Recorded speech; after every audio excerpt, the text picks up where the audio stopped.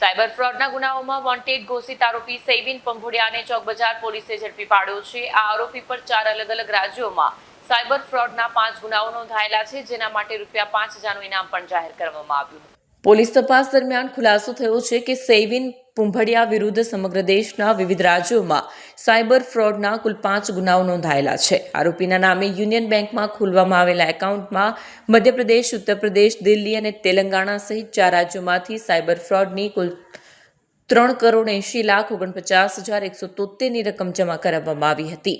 પોલીસે વધુ તપાસમાં જણાવ્યું છે કે આરોપી અગાઉ વર્ષ 2024માં નવી દિલ્હી ખાતે સાયબર સેલ દ્વારા સાયબર ક્રાઇમના એક કેસમાં પકડાયો હતો, તેમ છતાં ફરીથી સાયબર ફ્રોડની પ્રવૃત્તિમાં સંડોવાયેલો હોવાનું સામે આવ્યું છે। આરોપીની ધરપકડ બાદ પોલીસે વધુ પૂછપરછ હાથ ધરી છે અને તેના સંપર્કમાં રહેલા અન્ય શખ્સો તથા સાયબર ફ્રોડના નેટવર્ક અંગે તપાસ ચાલુ હોવાનું પોલીસ દ્વારા જણાવવામાં આવ્યું છે। કેમેરામેન હકીમ શેખ સાથે વસીમ હાસમીનો રિપોર્ટ, આઝાદ ન્યૂઝ, સુરત।